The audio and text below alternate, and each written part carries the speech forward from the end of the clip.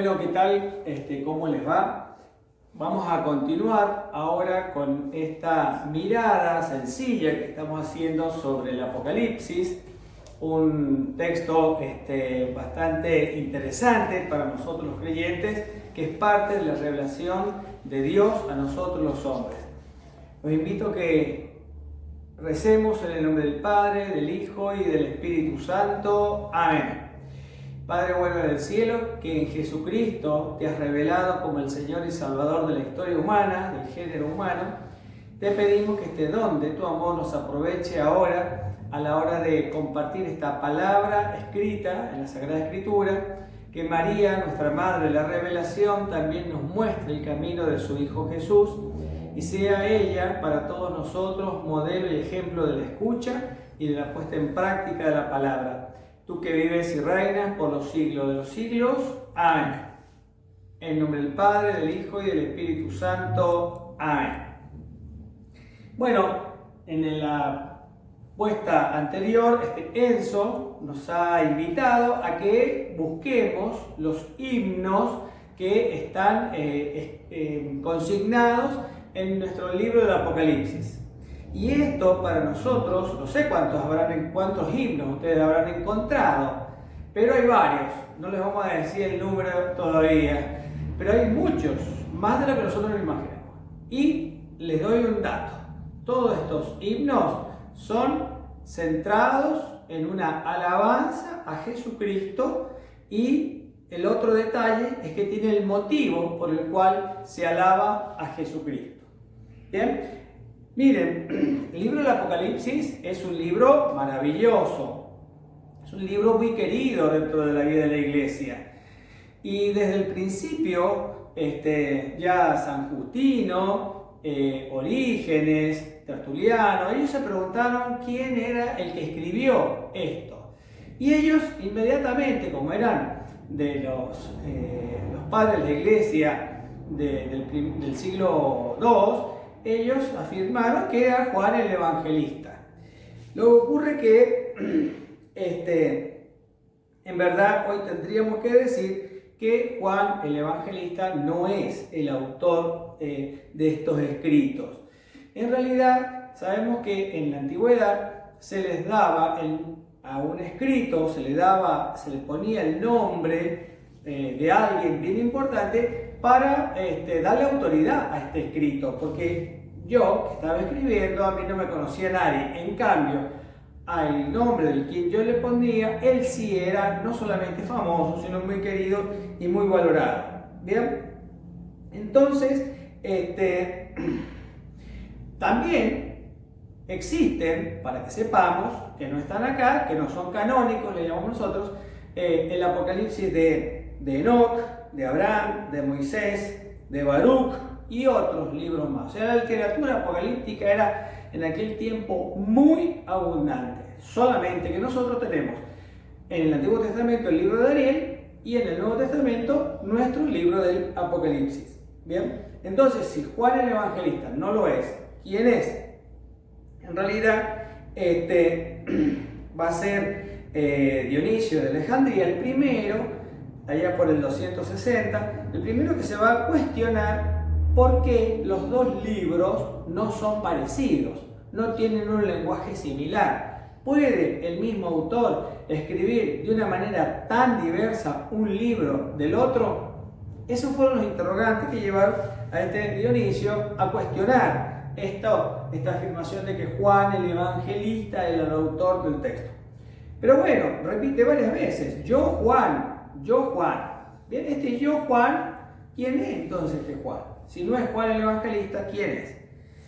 En realidad, Juan el Evangelista, Juan, primero es un judío, porque es un nombre judío, Juan. Segundo, conoce bastante Jerusalén, Palestina, la tierra de Jesús, por todas las cosas que están consignadas en el libro. Ahora bien, él se presenta como un siervo, no se presenta como apóstol. Y siervo es una expresión más bien muy típica del Antiguo Testamento. Pablo también se va a presentar en algún momento como siervo de Dios. ¿Bien? Cuando él habla de apóstol, no se incluye, sino que habla de los apóstoles, es decir, en tercera persona. Por consiguiente, el que está escribiendo no habla en primera persona, o nosotros, por ejemplo, la primera persona del plural. Lo que sí se sabe que si bien está escrito en griego, Juan sabe bastante, digamos, su lengua materna es el arameo, porque allí es donde él aprendió no solamente a hablar, sino que justamente es una persona que sabe arameo, pero que escribe en griego, ¿no? Lo cual significa que también es muy culto. Ahora bien, en el capítulo 1 del versículo 9 dice: yo, Juan, hermanos de ustedes, con quienes comparto las tribulaciones, el reino y la espera perseverante en Jesús, estaba en la isla de Patmos a causa de la palabra de Dios y del testimonio de Jesús. ¿Quién es este Juan? Este Juan es alguien que también está sufriendo con otros cristianos la persecución que en este momento habría de parte del emperador romano hacia los cristianos, y también la persecución que habría de los judíos hacia también los cristianos. Bien, que lo consideraban una secta. Entonces, no solamente este Juan es un judío convertido al cristianismo y por consiguiente conoce a fondo la Sagrada Escritura, en lo que nosotros le llamamos la Biblia hebrea, el Antiguo Testamento. Miren, hay parecidos. Primero que Jesús, habla de Jesús como palabra de Dios, como el Cordero de Dios, como agua viva, cosa que nosotros nos queda en el oído justamente al evangelista Juan. Ahora bien, las diferencias también son numerosas. Por ejemplo, la palabra creer, que en Juan es muy querida y la repite innumerables veces, 98 veces: el que cree en mí tiene vida eterna. Por ejemplo, curiosamente en el Apocalipsis no aparece. Palabras como por ejemplo mundo, ustedes son del mundo, ustedes viven en el mundo, bien, yo no soy del mundo. Expresiones como esta escasamente aparecen 3 veces en el libro del Apocalipsis. O por ejemplo, si quisiéramos pensar también en algo que es muy del Evangelio de Juan, de luz y tinieblas, esta oposición luz-tinieblas, acordémonos del Evangelio de Juan del capítulo 9, precisamente en el Apocalipsis no aparece nunca esta dualidad, esta oposición que hay entre estas imágenes, ¿no? Bueno, ahora bien, hay una que aparece y es muy interesante, que es Cordero de Dios, muy querida tanto en Juan como en el Apocalipsis, pero hay una gran diferencia. En Juan, el Cordero es el que se inmola por la remisión y el perdón de los pecados. En el Apocalipsis aparece como el Cordero, como aquel guerrero que trae victoria. ¿Ven? A ver, otra de las cosas por las cuales sabemos que Juan, el evangelista, no pudo haberlo escrito, es que este libro fue redactado entre el 90 y el 95 después de Jesús. Sabemos que en esa época, al menos el evangelista ya estuvo muerto hace ya varios años. Puede ser que el evangelista Juan haya empezado a escribir algo y después alguien lo concluyó. Sí, también podría ser. Bien. Lo que más nos interesa ahora, ¿saben qué? Es cómo interpretar estos textos que son tan, digamos, conflictivos a veces para nosotros. O sea, el texto en sí es una maravilla. Nosotros que lo hemos leído, la iglesia, los creyentes que lo leemos, a veces somos los que tenemos las dificultades. Bien, como otros textos de la Sagrada Escritura. ¿Saben qué? En nuestros medios, a veces cristianos y también católicos, ha aparecido una idea de un apocalipsis como sinónimo de tragedia, muerte, hambre, peste, fin del mundo. Y en realidad, lo vamos a ver un poquito más adelante, el texto, si bien habla de esto, pero lo hace en un lenguaje simbólico, porque en realidad lo que está queriendo decir es otra cosa. Como cuando yo digo, hacen 2 horas que te estoy esperando, cuando en realidad hacen 10 minutos que te estoy esperando. El reloj dice 10 minutos. Pero yo digo 2 horas, porque mi ansiedad, mi enojo, mi bronca, me hace pensar que hace mucho que te estoy esperando. Así también hay un lenguaje bíblico, porque se dice algo, pero se quiere insinuar otra cosa. Bueno, este es el esfuerzo que ustedes, yo, nosotros los creyentes tenemos que hacer. ¿Qué quiso decir el autor cuando dijo peste, muerte, hambre, guerras? ¿Qué quiso decir? ¿Es literal? Una de las interpretaciones erróneas de la Sagrada Escritura justamente es esa interpretación literal, que nosotros le llamamos, eso llega a caer en un fundamentalismo. No, la Biblia dice en una frase textual usamos, ¿bien? Pero lo que ocurre es que nosotros tenemos que ver qué quiso decir el que lo dijo y cuándo lo dijo. ¿Se entiende? Esto es nuestro trabajo de creyentes. ¿Bien? El fundamentalismo, en realidad, es una reacción que a veces nosotros los seres humanos tenemos ante algo incierto. Movidos a veces por el miedo, por el temor, tenemos una interpretación bárbara. Supongamos, nos han robado la casa, nos han destruido las cosas.